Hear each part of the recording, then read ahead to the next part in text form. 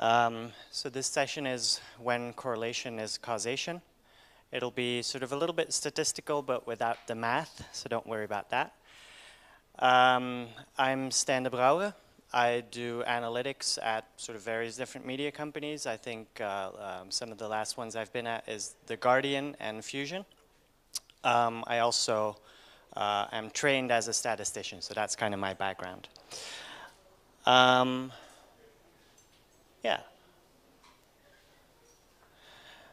If you think about the difference between correlation and causation, or if you think about how do we, as people, how do we actually know that one thing causes the other? Well, the straight answer is we actually cannot. It's like nobody can see causation in nature. And it's actually interesting to think about how kids, when they're very young, at about 8 or 9 months old, how a baby first learns about causation. And it's very interesting. They do these psychological experiments, and if you show a kid, a baby that's about 6 months old, if you show them that one ball hits the other, sort of, you know, on a billiard table, and then nothing happens, both balls just come to a stop, to us that would be very weird, right? You would expect the other ball to start rolling, you know, because, you know, they hit each other, and that causes the other ball to start rolling. A 6-month-old kid doesn't care.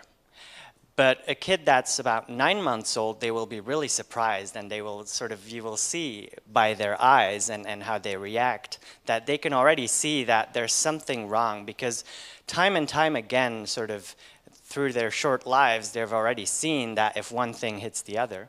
Mm-hmm. Oh yeah, okay, that's fine.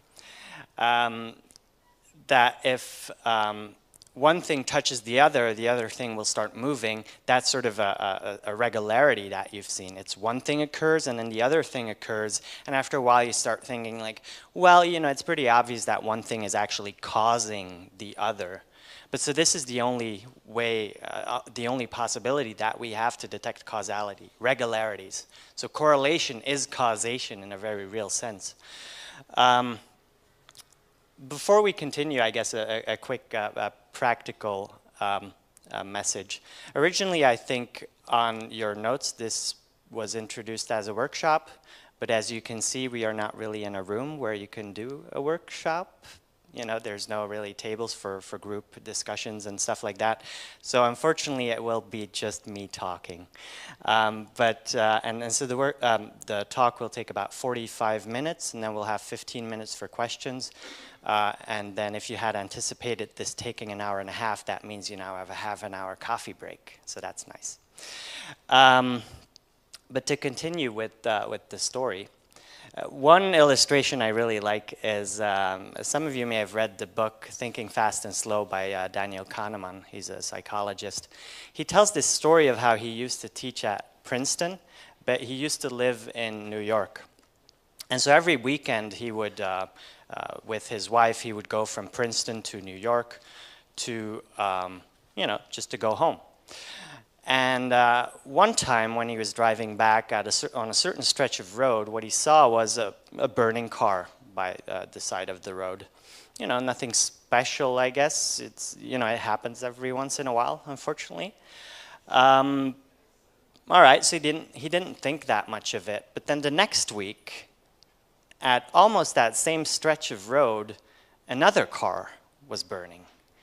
And that suddenly got his attention, like what is happening here? You know, again, he didn't really sort of look into it. You know, it's just something that happens, it's just a weird coincidence.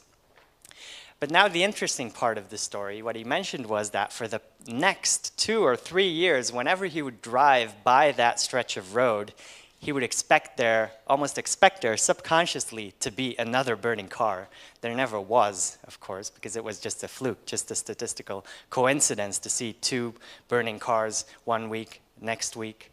But for 2-3 years afterwards, he was kind of expecting that to be there, which just goes to show how quickly we are at sometimes inferring regularities and patterns, even when they're really not there. I think the main message of this talk is that the idea that correlation is not causation, it's true. It's definitely true. You know, a lot of correlations exist that are not causes, but it's trivial. It doesn't really mean anything. It's sort of like, how would you feel if you went to the doctor, you were feeling ill, and your doctor told you, before looking at you, you know, you just walk into the door and your doctor tells you, you may or may not be ill. And then, all right, this will be 50 euros, and now, you know, this is the end of the consultation. You would be upset, you would be weirded out, because this is not what a doctor is supposed to do. A doctor is supposed to investigate and see, like, you know, what is going on here? Is this person ill? Are they not ill? What kind of illness do they have? And that's kind of the same thing with statistics or with journalism or with any kind of discipline where you're trying to infer sort of what is going on in reality. You shouldn't just be happy with saying, like, you know, correlations are not causes. No, either they are, and then you sort of say, like, well, this correlation is a cause because of these 5 reasons, or this correlation is spurious. It's not a cause at all because of these 5 or 10 reasons. But of course, that's kind of easier said than done, right? It's easy for me to say, like, well, you need to have your reasons, but then how do you even start thinking about that? And so that's what we're going to discuss, and we're going to discuss it sort of in the negative sense, not how does a correlation translate into causation, but the other way around. When is a correlation not a causation? And whenever one of those errors are not present, you'll be able to sort of say, well, you know, we're pretty sure that a cause is what is happening here. But just before we do that, I think part of what I hate so much about the phrase correlation is not causation is also that it sort of started to mean the opposite of what it's intended to mean, right? So often do you read, correlation is not causation, but, and then people make a causal statement. So that's the exact opposite of sort of what the statement is supposed to mean. I don't know if you can read that in the back, but this is a quick Google search that I did, and I've just found some of these quotes sort of very quickly. Correlation is not causation, but here is more evidence rejecting the view that world globalization means wider gaps, et cetera, et cetera. Wait, that's a causal statement, and you just said that a correlation does not imply a causal statement. You know, correlation is not causation, but the plunge began just as the SEC voted in favor of. That's a causal statement. Correlation doesn't imply causation, but these statistics suggest, those are the worst, right? They say these statistics suggest, but really what they want you to think is that one thing causes the other. And suggestions and correlations is just sort of the lingo we use to sort of weasel ourselves out of situations where people ask, like, what is your proof? And it's like, no, I just suggested it. Oh, this is the last one. Of course, correlation is not causation, but these studies at the very least suggest, yeah, you know, blah, blah, blah. So this stuff upsets me a lot. But if correlation is not causation, then what is it? So that sort of what I was getting at, like when,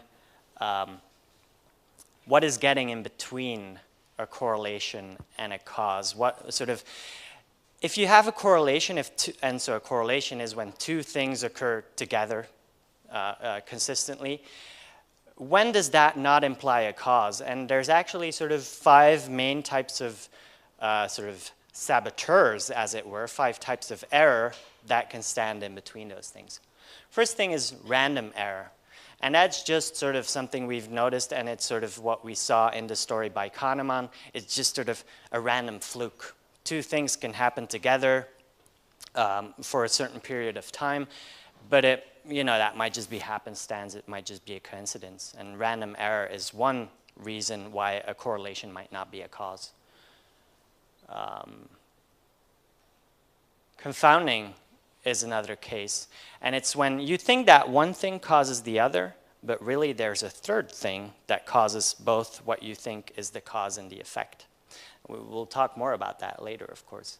Selection bias is when, for example, your sample is not representative. You have sort of a selection, and that causes bias. Measurement error is that often what we want to measure are not things we can actually measure. For example, if you think about the if you want to measure the wealth of a person, how are you going to measure the wealth of a person? You might look at their income, but some people don't have any income and still they're very rich because they have you know, tons of stock and whatnot, because they have 20 houses in Italy, and et cetera, et cetera. So there's many ways in which you can be wealthy, but that doesn't translate into income, and so measurement error is always a problem. Judgment error is sort of for, I think some of you were here from my talk yesterday, something we talked about yesterday as well. Judgment error is when you have perhaps the right answer to something, but you're asking the wrong question. You're not interpreting your statistics right. So this is still very vague, but now we're going to go into these five types of error individually, sort of in way more detail. I will start with random error.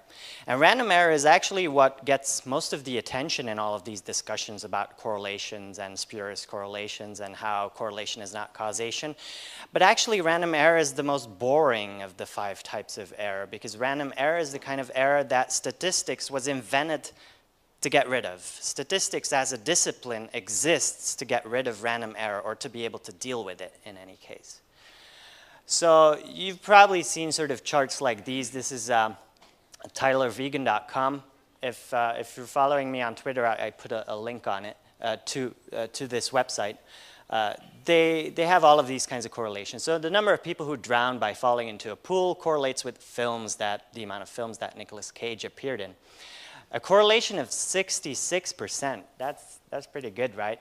For the statistically minded, you can see that the p-value, which is an indication of the evidence that there is, and the lower, the more evidence, the p-value is above 0.05. So a scientist would already sort of say, like, well, you know, I don't know if I trust this, but still, I mean, look at this. It looks pretty convincing, right? One thing that I see right now is kind of unfortunate, is you can't actually see the y-axis, because what you would see if you saw the y-axis is that actually it's sort of been trimmed so that the y-axis doesn't go to 0, and if it would actually go to 0, then you would notice that actually both lines are almost flat, right? So that's sort of a first problem. But the bigger problem is that if you actually look at, and so Tyler Vegan is the person who creates all of these sort of spurious correlation charts, and he has a methodology behind it. The way he does it is he starts by sort of collecting, for example, 100 different time series. A time series is just a series of points over time, just sort of almost randomly. So, you know, if we look at the previous slide, he collects people who drown by falling into a pool. That might be one of the time series that he collects. And he collects them almost randomly. And then he just looks for the ones that have correlations. You know, you can sort of almost automate this. And now think about the weight of the evidence. If you have 100 time series, a correlation is always between a pair of those time series, right? Between 2 of them. 100 time series, that translate into 4,950 potential pairs. You can pair them up differently that way. You know, those are all the possible combinations. If we look back to the previous slide, like if nothing were really going on, if Nicolas Cage was not causing people to drown, how likely do you think it would be to see something like this? I don't know, it's hard to say, right? But I would say like that would be like a 1 in 100 kind of thing, perhaps. You know, that seems fair. So 1 to 99 odds. Well, you know, if you apply some statistics to this, and for the statistics nerd, what you would do is you would apply the inverse survival function of the binomial distribution to this. And then what you get is that there's a 99% chance of actually finding 34 of these correlations like we just saw amongst those 4,950 potential correlations. So it's almost a given that you're going to find something like this. It's almost a given.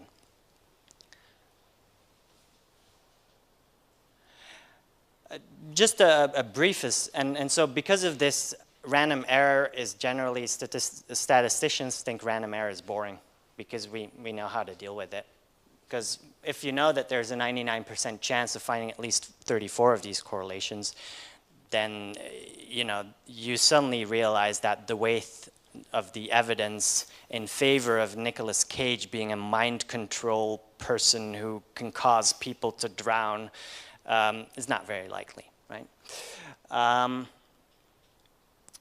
A brief aside before we move on, a spurious correlation is actually a technical term in statistics as well. And what it means is that if you have a correlation between two things, this is the only math in all of the talk, by the way. If you have two things that have the same denominator, so C in this case, they will always be correlated. It's an interesting fact that is something you wouldn't think of, but so if you have one thing that is something per capita, cheese consumption per capita, and then you have another thing like drownings per capita, those will always be correlated. That's just sort of a side effect of the fact that they have the same denominator. And this is the original meaning of a spurious correlation, something that we've known of since, I think, 1904 or something is when Carl Pearson came up with this term. So a little history lesson. There is, however, one reason to be scared of random error, especially for those of you here who do science journalism.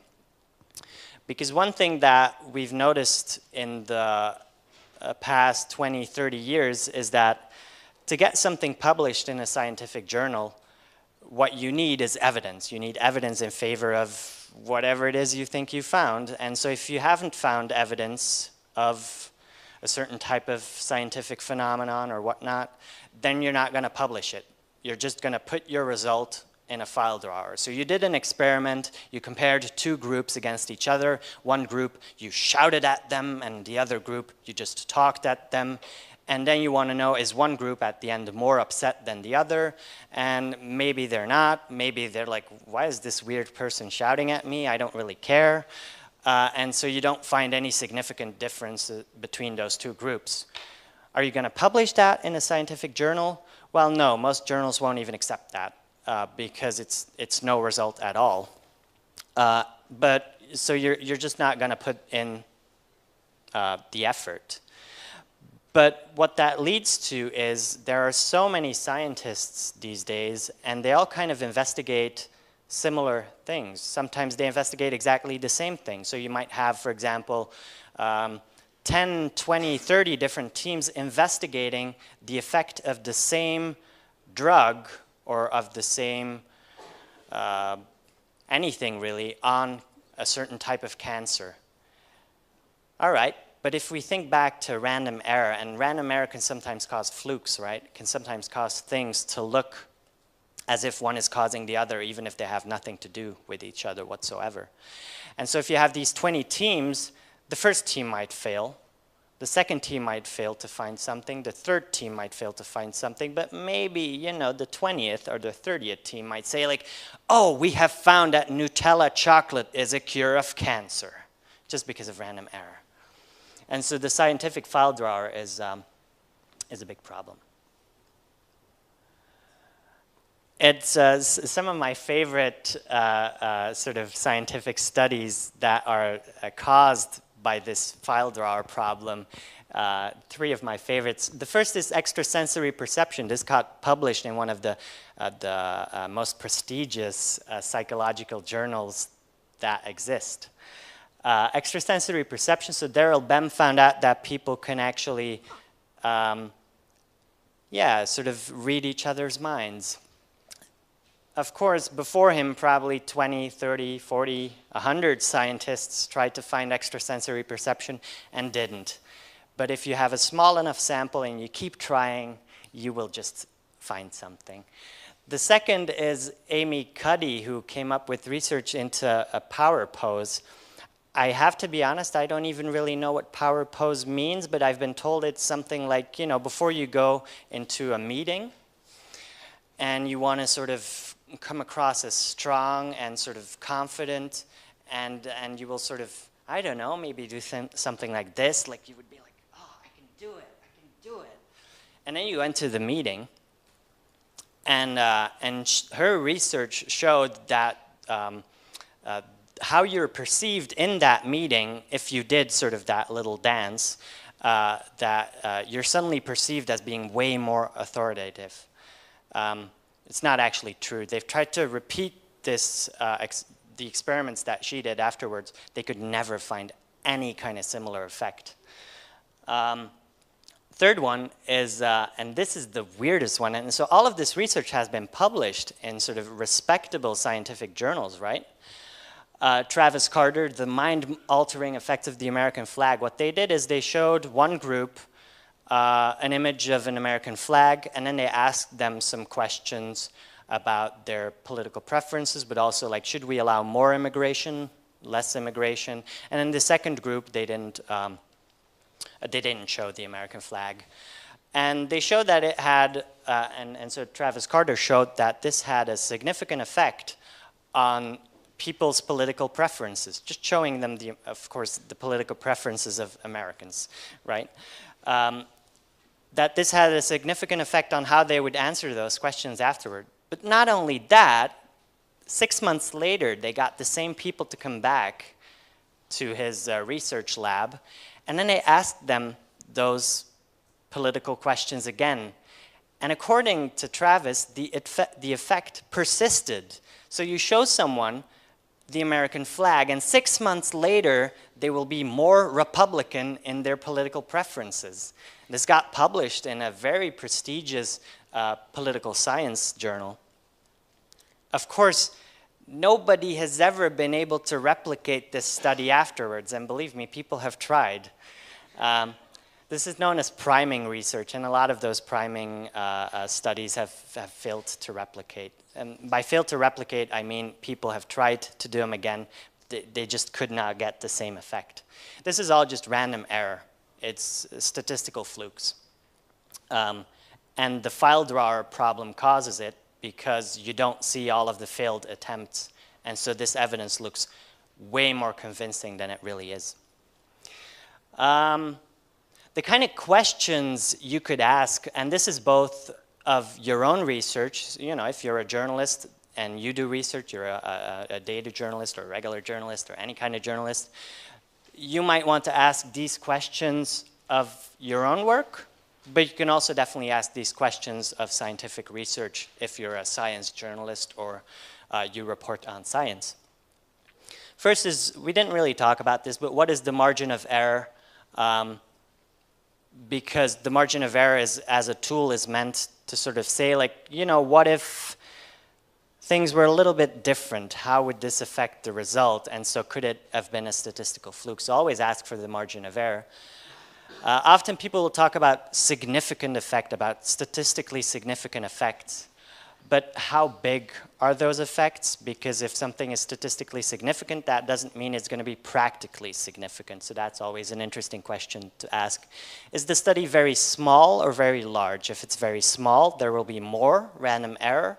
If it's very large, and this is kind of a technical thing, so I can't really go into it, but if a study is very, very large, every effect is going to be statistically significant. This is kind of just how it works, and it's a flaw in a lot of statistical procedures. So if a very large study finds something that you think is not credible, then it probably is not credible. And you should look into that in more depth. Statistics be damned, is the conclusion at all plausible? Do you think extrasensory perception and mind reading is plausible? I don't. So like the Daryl Bem research, I didn't think it was very plausible anyway, even though it had a statistically significant result. I don't care. It's not plausible. I don't believe it. Might there have been a fishing expedition? So a fishing expedition is the idea that you keep trying, right? Like you don't find what you want, all right, but you just keep fishing until you catch that fish. So we've sort of already talked about that. Are the numbers cherry-picked? So those are some of the questions you might ask to avoid random error in your own work or to spot it in other people's work. Confounding. Confounding is an interesting one.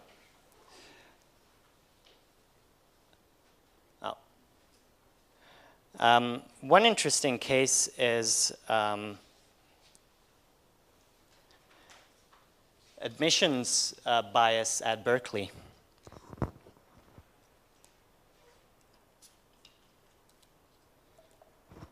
What they found was that in graduate school in Berkeley, that women had less of a chance of being admitted to graduate school than men. I think I might have the numbers actually. Yeah, so in 1973, of all men, 44% were admitted to graduate school in Berkeley. Only 35% of women were admitted. That's kind of damning, right? That is an indication of discrimination, potentially.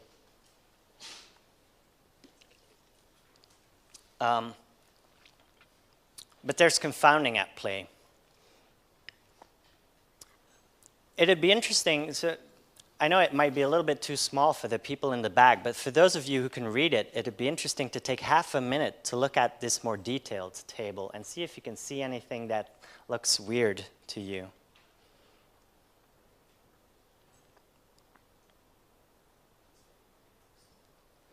So the departments have been anonymized, but what you can see is that in almost every department, the women, which are the second category here, in almost every department, they're admitted more. So it's 60% versus 80%, 63 versus 68. In Department C, women do have a 3% less of a chance of being admitted to Department C. So that's sort of one of the counter examples. But so in almost every department, actually women have a better chance of getting admitted than men. So what is going on? Well, it turned out that after sort of a lot of research that women just tend to apply to different departments. And this was, this was in the 70s. So it's sort of like in the engineering department and in the chemistry department, you wouldn't have many women applicants. And it also turned out that those departments were the least selective. A lot of women, on the other hand, applied to the English department, and the English department was very selective. And so just sort of that difference into the kind of stuff the kind of majors that they wanted to apply to, that kind of causes that difference. So there was not, in the end it turned out that there was no gender bias, that there was no discrimination at play, but it was just sort of people applying to different departments. And this is an example of confounding, and in this case, the department is the confounder. The department confounds the association between potential discrimination and admissions rates. This is kind of how it looks like. I don't know how useful this is for you, but so like you think that X causes Y, but actually what's happening is that C is causing both X and Y. So in this case, it's the preference for one type of department or for another type of major or department that is causing this effect. Now the trouble with randomization is if you know what might be wrong, then you can do something about it. So for example, if we know that department, that's sort of problematic, then we add that variable in and we split up that table like we did, and then we look at all of the individual associations in that table, and that way we can get rid of the confounding. And sometimes this works very well. So for example, in epidemiological research, often you will sort of adjust for a confounder. And so adjusting for a confounder, if you hear that in scientific research, what that means, because you hear it a lot, adjusting for a confounder means splitting out that table, essentially. And you can split out that table up to 10 or 20 dimensions if you want. And so if you know what might be up, you can do something about it. And so in a lot of epidemiological research, for example, they will adjust for age, they will adjust for socioeconomic status, they will adjust for previous risk factors, they will adjust for all of those things, and that solves the confounding problem. But the thing is, there might always be confounders that you didn't think of. So we came to the conclusion just before that there wasn't really a discrimination problem here in the Berkeley admissions case from '73. But actually there might be a third variable, a variable that we haven't even taken into account, And if you add that one and you look into that subtable, it might turn out that there is discrimination after all. You just can't know. There might always be another variable. And so that's kind of the scary thing. There might always be an unmeasured confounder. Luckily, there is one particular way that we have found to get rid of any kind of confounding whatsoever, and it's randomization. Because the thing with confounding is what you know is that you have two groups or you have multiple groups and they're not comparable. In the Berkeley admissions case, men and women were not comparable because they applied to different departments to a different degree. They're not comparable, and you want to compare apples to apples. Adjusting for a confounder enables you to compare apples to apples. With randomization, what it does is it puts people randomly into groups, and so because of that, you will never have confounders because people from various different backgrounds will be equally split across both groups because you decided the group that they get to belong to. They didn't decide it themselves. Of course, you can't always randomize, like you can't randomly assign people to a department. If someone wants to study English, you can't randomly assign them to the chemistry department. But randomization has been sort of really fruitful, especially in medicine, where they, in a clinical trial, one person will get a placebo, the other person will get the real treatment. And this gets rid of a lot of confounding. Some funny examples of confounding, just sort of to drive the message home, would be stained teeth cause lung cancer. Is that true, do you think?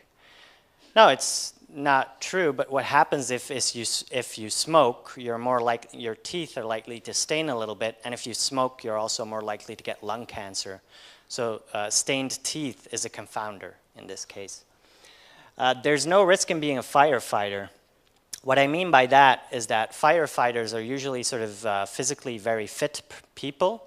And so if you look at the statistics that show, like, are firefighters more likely to die prematurely, you know, from occupational hazards, the statistics might show that no, actually they're getting older. They're older than they're older before they die than the general population.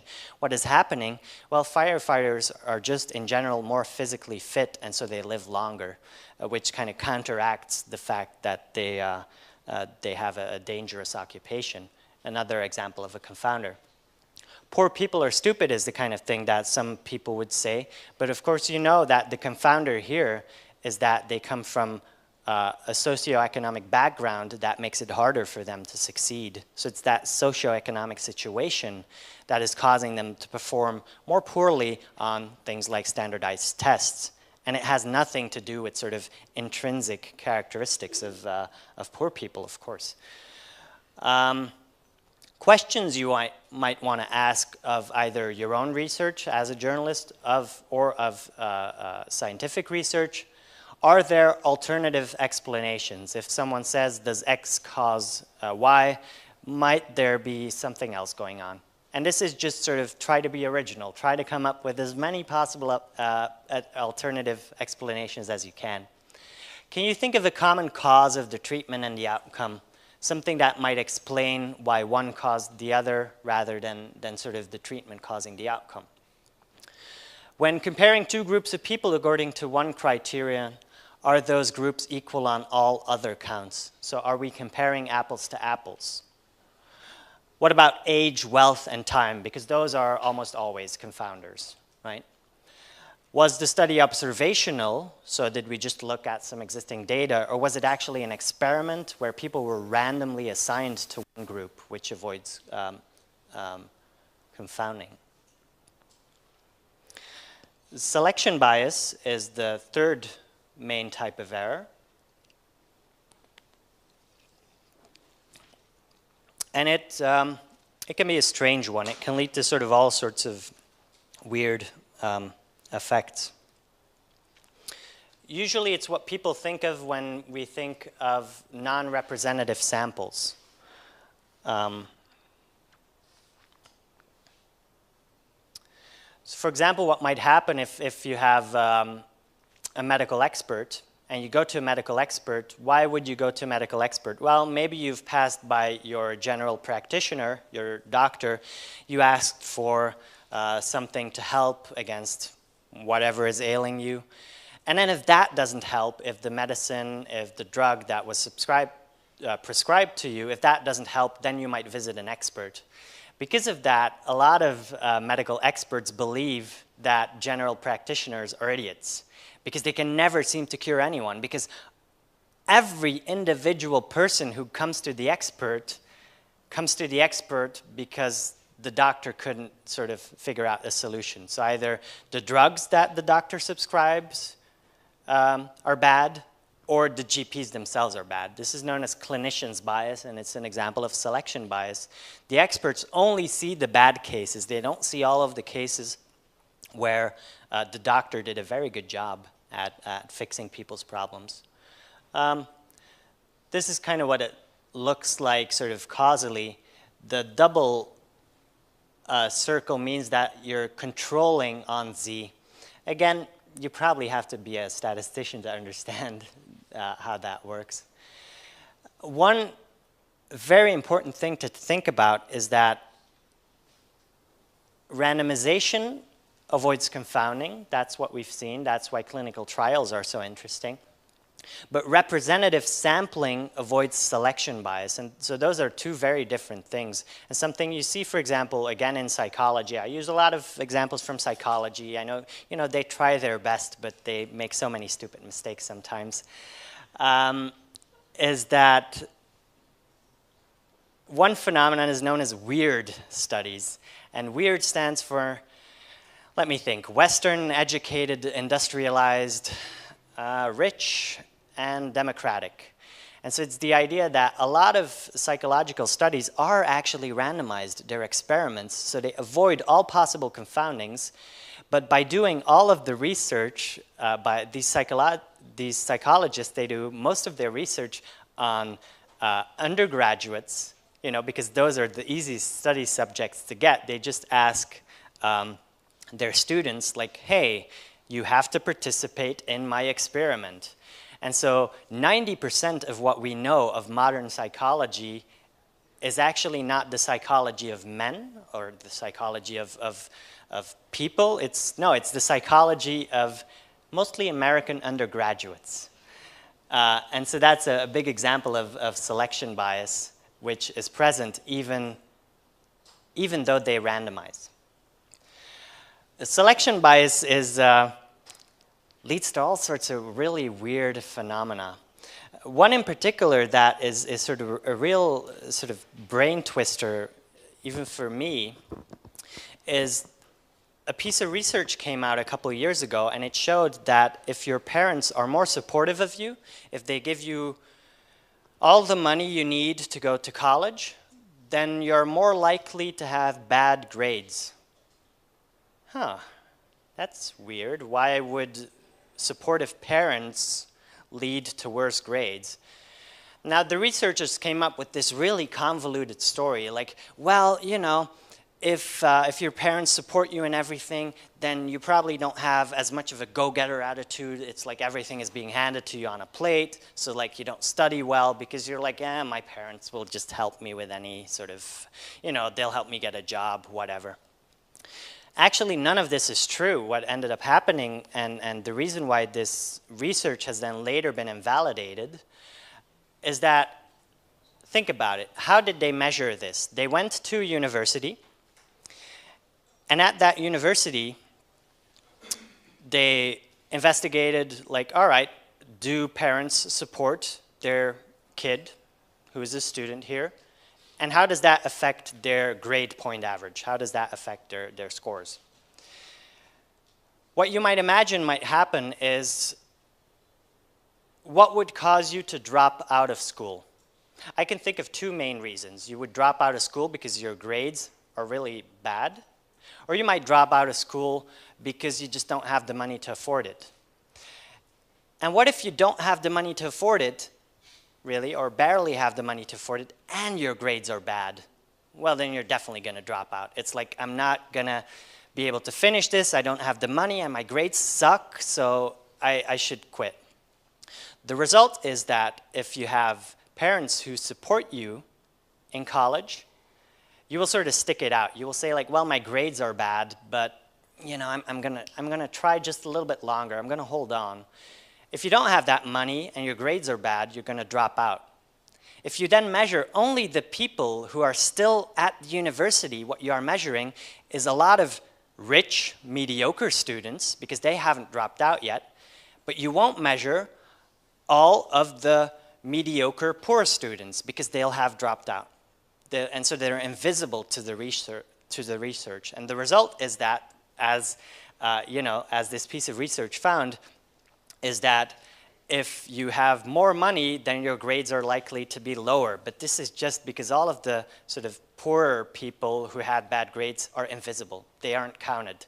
It's a kind of a very counterintuitive in a way, like, but once you know the mechanism behind it, it's like, oh yeah, this is like a typical example of a non-representative sample, right? But it's very counterintuitive, and those effects, it's selection bias, but this specific kind of almost inversal is called Bergson's bias, just a specific name for that. The kind of questions you might want to ask about selection bias to make sure that it's not present in your own work or not present in scientific work that you are reading up about. Is the data a representative sample of the population? What are the selection criteria for admission to the population? Are people with poor outcomes or good outcomes consistently measured, or do they become invisible? It's just trying to figure out, is this sample representative? Measurement error is the next to last kind of error we'll talk about.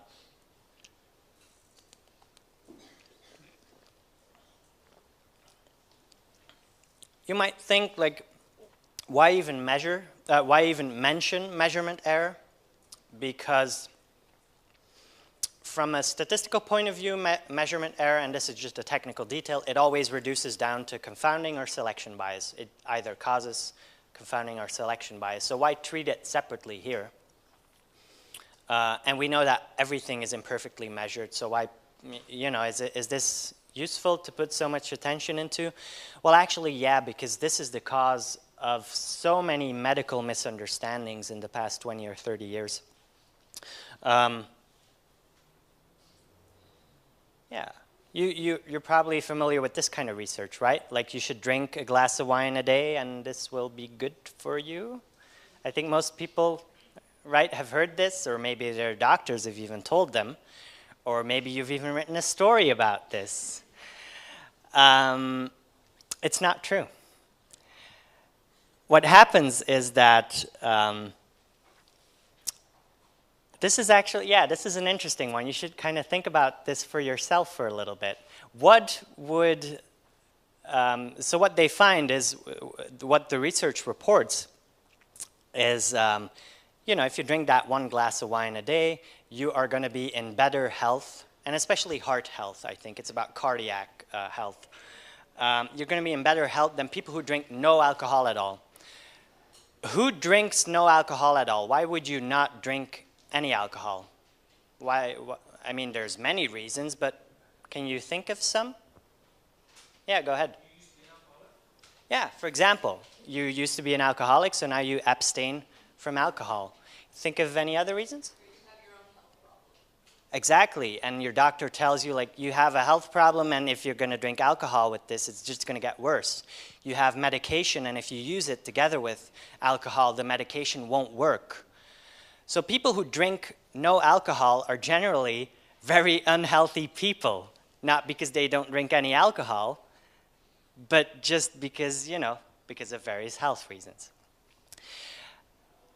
And you would think people would understand this kind of thing, right? You would think that an epidemiologist or the doctors or people doing research into this, that they would take this into account.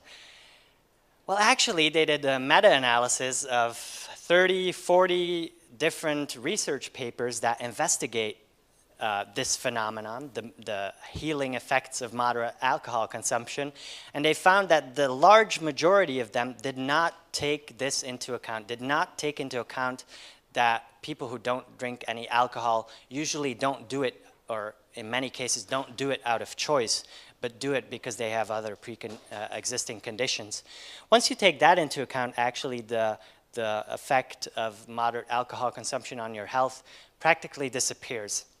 I think what the latest research shows is that some doctors still think that it might have a teeny tiny effect, but everything that's been reported in newspapers is wrong.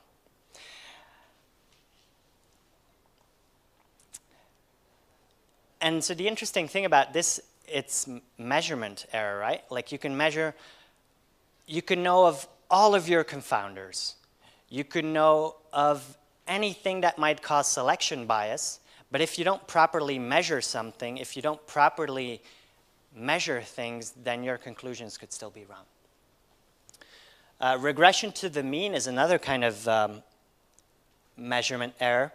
It's where people only measure the very best or the very worst. And what ends up happening is that always if someone is at the very top of their game, if you think of like, all right, let's think about Tim Cook, CEO of Apple. Why is he CEO of Apple? Probably because he's very good at what he does, but also probably because of luck. You know, luck at various parts in his life, and luck that Steve Jobs died, I guess, you know, so the position was available. And his intrinsic qualities, those are going to stay pretty constant over time, but his luck might run out. And so if you only look at the top performers, over time they will always do worse because their luck will run out. If you only look at the very worst performers, their bad luck will run out and they will always do better over time. One interesting example, and it's another one I got from Daniel Kahneman from his book, Thinking Fast and Slow. He tells the story of how an instructor at a flight academy says, you know, the best way to really help flight cadets get, you know, to really get the best performance out of them, to make them the best possible pilots, is when they do badly, shout at them, and when they do good, shout at them too. Because it's like, you know, then, you know, maybe they get a little bit of praise, but if you praise them too much, no, they're gonna, you know, they're gonna become pampered and they won't do their best. And the flight instructor told Kahneman, and if I do this, my students always do better. So if they do worse, I shout at them and then they do better. But if they do very well, and then I say like, oh man, you did a really good job, then the next time they do worse. But this is just a statistical effect. It is just this regression to the mean. It has nothing to do at all with the educational intervention of the instructor.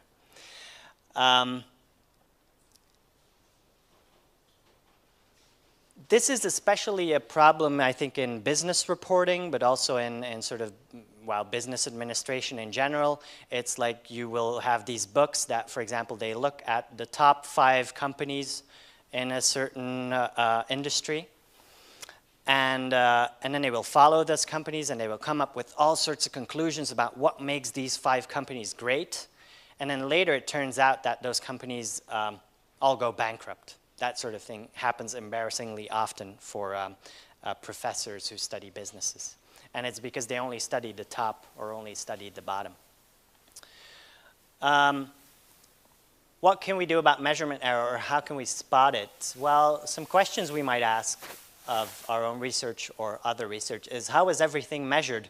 Was the data self-reported? Because self-reported data is often sort of wonky. You know, you don't always know whether what you're measuring is terribly accurate. When adjusting for a confounder, that's the way the confounder is measured, captured the full extent of the phenomenon. Another example of this would be sort of the idea that red meat is bad for you. Last, you know, evidence we have, yes, consuming red meat every day is kind of bad for you. But people who eat red meat have all kinds of other, that frequently have other sort of bad habits that, you know, also cause a lot of those problems. So it's very similar to the alcohol example. What is the proposed causal pathway? Are there any alternatives? So it's sort of the same question you ask about confounding, right? Was the research limited to the best or the worst cases? And then, now we're almost through. Judgment error is the last one. And we don't really need to sort of say too much about this. It's just when you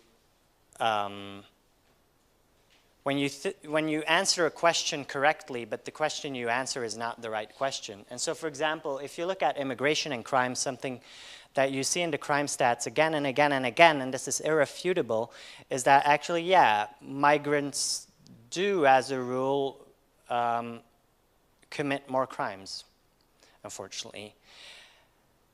But the question is, like, is this the right question to ask? Is that the question we should be asking? Because another question you could ask is like, well, if we control for socioeconomic status, if we compare people of the same socioeconomic status, do they then still commit more crimes? And then the answer is no. No, if you control for sort of the environment that they're in, for the limited funds that are available to them, et cetera, et cetera. If you control for all of those factors, then suddenly immigrants don't commit more crimes. So both of those are correct. You can say immigrants commit more crimes, and you can say, no, immigrants don't commit more crimes, and both of you are correct. So it's just a matter of, like, what question are you really trying to answer? And so that's a question of judgment, really. And this is often a problem in scientific research as well, where there's often a difference between what is known as the statistical hypothesis and the research hypothesis. And I'm just going to reuse an example that I used yesterday, so sorry for those of you who were here then, I'm just going to repeat it. Let's say a piece of psychological research finds that if you solve a Sudoku every day, you get smarter. So that's the PR message they put out, right? They say, solve a Sudoku every day and you will become a smarter person. All right, so that's the PR message, but then let's sort of step back and look at the actual research that was performed. Usually the way this goes is they let a bunch of people solve a Sudoku, and then afterwards they look at whether those people are better or worse at remembering sort of 10 random numbers. All right. Why are they asking them whether they can remember 10 random numbers? Well, because that's an indication of how good their working memory is, But already, that's sort of like, is it really a good measurement of how good their working memory is? Yeah, I mean, maybe not. That's a judgment they make. Then they make the further judgment that if your working memory is better, that might mean that you do better in a variety of tasks. That might mean that you are more intelligent, as it were. But that's another judgment call, right? Like, is working memory really related to intelligence, or is it not? They might probably, then if this gets into a news article, the reporter might say, well, all right, so we found that playing Sudokus makes you more intelligent, so you should solve a Sudoku every day. That might be the recommendation. But this is another judgment call, because even if you accept that it actually supposedly makes you smarter, because it increases your working memory, well, so does learning a foreign language. So why should you be solving Sudokus when you can just learn Italian? That might be a way more fun way to sort of spend your time and become smarter that way. And so all of those judgment calls kind of disappear in all of the PR messages that are sort of put out about scientific research. The difference between the research that was actually performed and what they want you to believe it actually says, there's usually a huge gap between that. And that's what some statisticians mockingly refer to as story time. It's, you have your research, and then it's like you weave a story around it to make it nicer. Questions you might ask to spot judgment error: what claims are being made and what was actually tested? Try to really see what is the difference between those. And a good way to do that is the traditional 5 whys. So it's sort of like, someone says like, okay, Sudokus make you smarter. And it's like, why?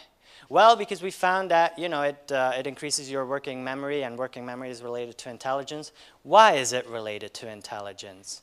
And it's like, but your working memory. And it's like, yeah, but what is the relationship between testing how good someone is at remembering 10 random numbers and your working memory? why is that related? So you just keep asking why until you're satisfied with sort of the responses.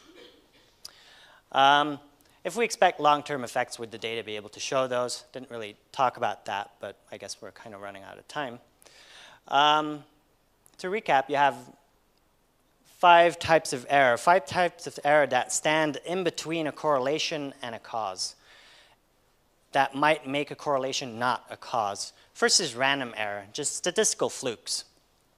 Second is confounding, where there's a third factor that is influencing what you think is a relationship between two things. Third one is selection bias, which is when your sample is not representative, and similar problems to that. Measurement error is when you measure things imperfectly, and almost everything that is measured in science and in society is measured imperfectly. So this is a really, really important one. Always ask, like, is what is being measured an accurate sort of stand-in for what we are really trying to know? Judgment error. There's often a tendency, and I see this among data journalists as well, is you have certain data and you can prove certain things with that data, but it's not exactly what you wanted, but you sort of weave a story around it, and then it's like, well, this data obviously shows that, and then you start spouting bullshit. So judgment error is a big one to keep into account. So that takes us through all the errors, I guess. Just as a quick recap, I want to put this into context in the context of a clinical trial. Because clinical trials are really in many ways the gold standard for scientific research, and your question might be, why are they? And they are for a couple of reasons. For starters, clinical trials are always randomized. You're randomly assigned to the treatment condition or to another group where no treatment is being given, usually a placebo is being given.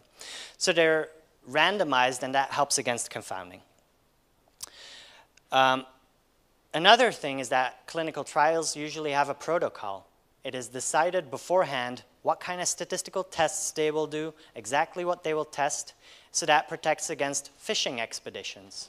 It also protects against many judgment errors, because you've said beforehand, like, you know, if we see this, we're going to conclude this. If we see this, we're going to conclude this. And by doing all of that beforehand, really helps. Selection bias, well, there's not really anything special that a clinical trial does to help against selection bias, and actually this might be one of the main problems, because of something that is known as differential dropout. If people who take the drug get nauseous, get ill, they might drop out of the study, whereas the people who got the placebo, well, they don't care. They're not getting any better, but they're not getting any worse, so they might stay in the study, and that might make the treatment actually look better than it is. But still, a lot of effort is put into avoiding these kinds of these kinds of dropout phenomena. Measurement error is solved through blinding. Blinding of the person who receives the treatment. They don't know if they get a placebo or if they get the treatment. Blinding of the doctors, because a doctor could say, like, oh yeah, these people on the treatment, they're really improving, but that might just be wishful thinking. But often the doctor is blinded to whether a certain person is getting the treatment or is getting the placebo. So they don't know, so no measurement error is introduced there. Often even the analysts, often even the statisticians are blind to whether condition A or B is the treatment or the placebo. So even the analysts can't introduce any biases, can't introduce any measurement error. And judgment error is prevented because of a protocol which sort of beforehand, everything is discussed in detail, like what are we going to conclude depending on what we see. Of course, in many cases, it's impossible to do a randomized clinical trial. A lot of the stuff that we as journalists are involved with, you have data from society, right? You have data from the economy. Is the economy going better or worse? And it's like you can't do an experiment on the economy. Well, there is such a thing as a natural experiment, but it's very rare. But I just wanted to mention it because it gives you an idea of sort of what the gold standard is for scientific evidence, and to give you an idea of how all of these different things fit together. But yeah, that was the end of my talk, and so I hope you've learned something. Thanks.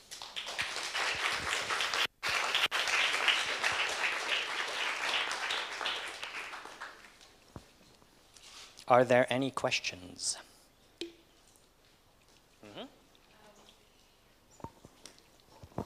Hi. Yeah, I have one question about your last thing. There is actually a campaign starting today. It's called Treat Me Like a Lady, because in these gold standard clinical trials, women are really, really underrepresented because we are fertile women, so all women between 16 and 55 basically are excluded because they don't usually know what will do to your fertility and they don't want to get sued, meaning that they have very little clue about a lot of medicines and how it works actually on the female body. So there is exactly this representation and sample bias actually, and so the population and sample, it turns out now that it completely is wrong. Another question I want to ask, more an explanatory question. I've worked with statistical data, I've done social science, but that p-value has always remained rather mystical to me. I know it must be below 0.05. Right. What that actually means. Could you maybe give some more explanation? Because I know I have to watch out for it, but what does that mean? Sure. And the other one also relates to that. Do you have a rule of thumb for how big the n should be? Because I know it must be over 90, but I've never heard of the really big number. What's the top and what's the bottom? Sure. Okay, I'll answer in reverse, I guess. When it comes to sample sizes, there are good calculators for it because it really depends on how large you expect the effect size to be. If the effect is very large, you might only need 5 people to figure it out. It's sort of like once a parody appeared, it was the life-saving effect of parachutes. And it was we compared one group of people with parachutes to one group of people without parachutes. All of the people with parachutes survived. None of the people without parachutes survived. You only need really one person without a parachute to know that, right? So the sample size you need depends on the effect size, which is very extreme in that case. P-values. P-values are interesting. My advice to everyone here, because if you're a science journalist, you probably read through quite a lot of P-values. Ignore them. Just ignore them. They suck. What you really want to know is the effect size. And if you want to know the effect size, just look at the margins of error.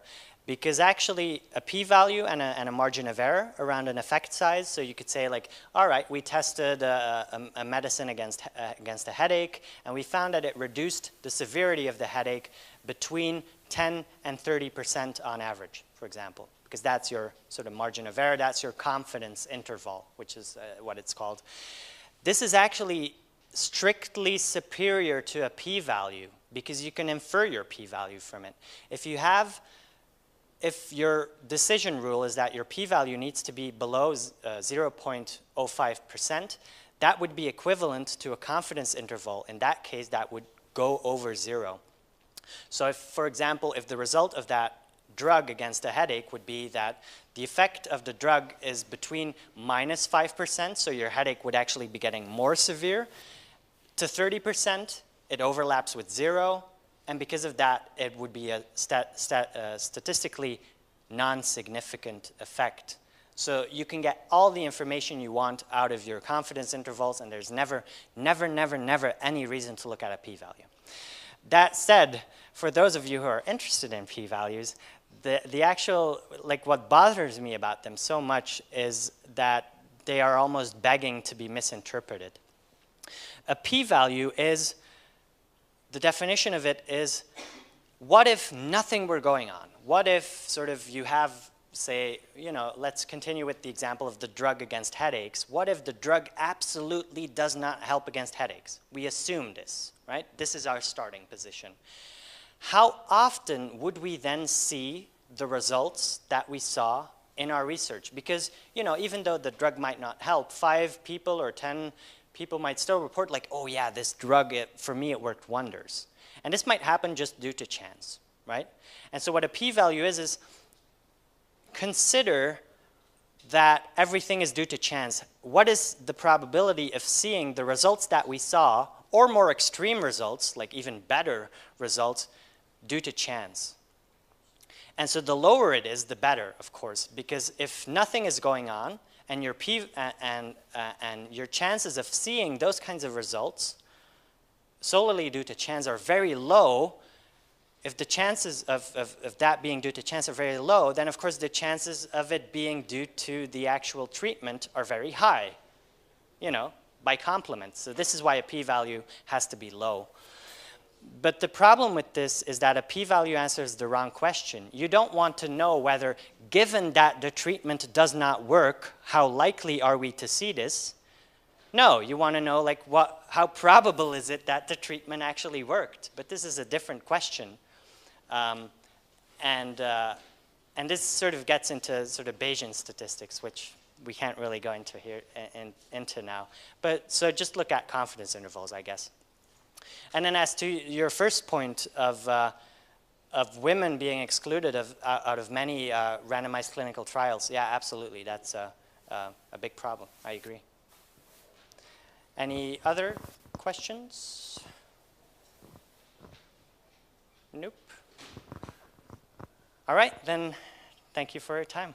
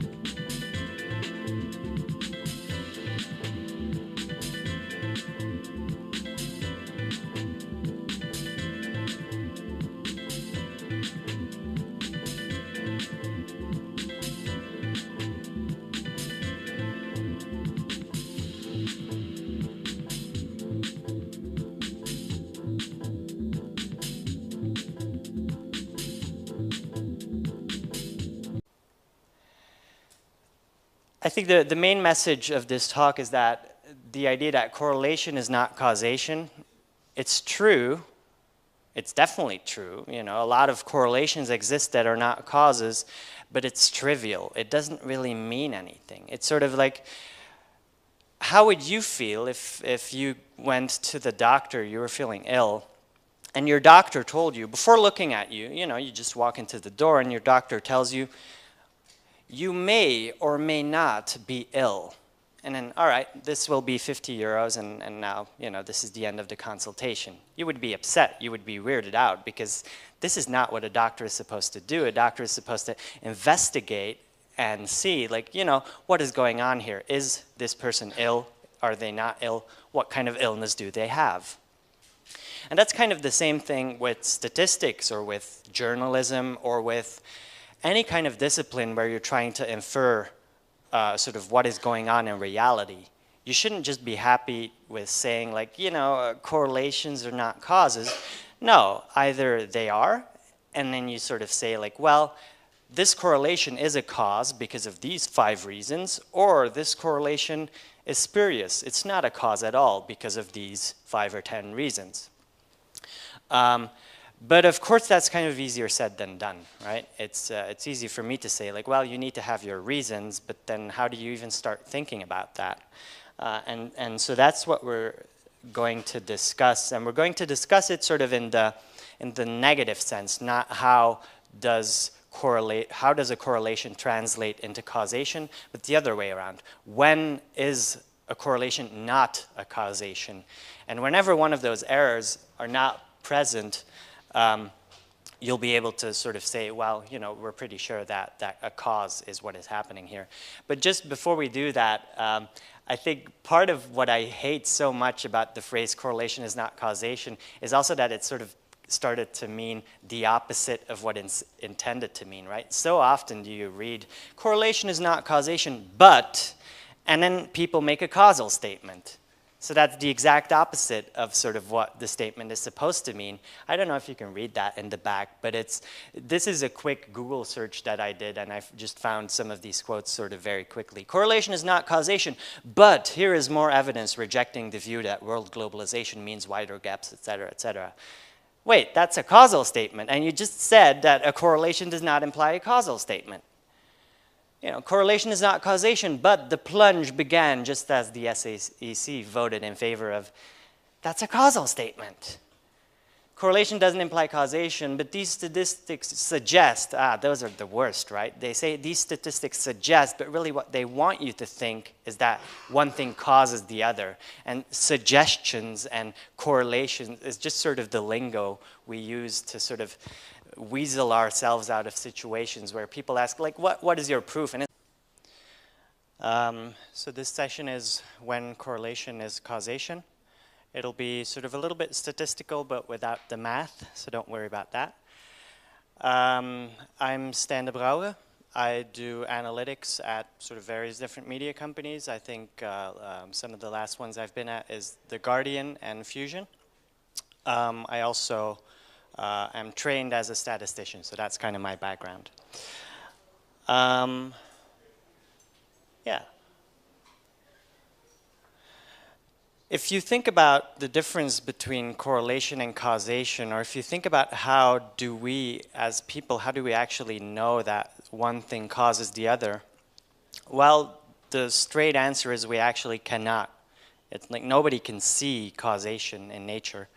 And it's actually interesting to think about how kids, when they're very young, at about 8 or 9 months old, how a baby first learns about causation. And it's very interesting. They do these psychological experiments, and if you show a kid, a baby that's about 6 months old, if you show them that one ball hits the other, sort of, you know, on a billiard table, and then nothing happens, both balls just come to a stop, to us that would be very weird, right? You would expect the other ball to start rolling, you know, because, you know, they hit each other, and that causes the other ball to start rolling. A 6-month-old kid doesn't care.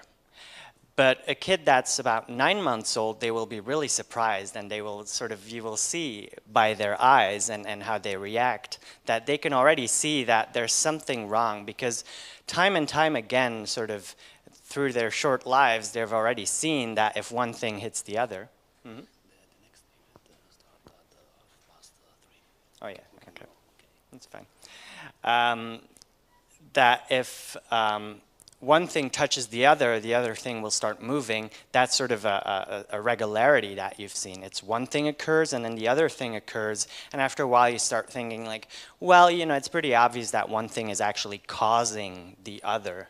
But so this is the only way, the only possibility that we have to detect causality, regularities. So correlation is causation in a very real sense. Before we continue, I guess a quick practical message. Originally, I think on your notes, this was introduced as a workshop, but as you can see, we are not really in a room where you can do a workshop. You know, there's no really tables for group discussions and stuff like that. So unfortunately, it will be just me talking. And so the talk will take about 45 minutes, and then we'll have 15 minutes for questions. And then if you had anticipated this taking an hour and a half, that means you now have a half an hour coffee break. So that's nice. But to continue with the story, one illustration I really like is, some of you may have read the book Thinking Fast and Slow by Daniel Kahneman. He's a psychologist. He tells this story of how he used to teach at Princeton, but he used to live in New York. And so every weekend he would, with his wife, he would go from Princeton to New York to, just to go home. And one time when he was driving back on a certain stretch of road, what he saw was a burning car by the side of the road. You know, nothing special, I guess. It's, it happens every once in a while, unfortunately. All right, so he didn't think that much of it. But then the next week, at almost that same stretch of road, another car was burning. And that suddenly got his attention, like what is happening here? Again, he didn't really sort of look into it. It's just something that happens, it's just a weird coincidence.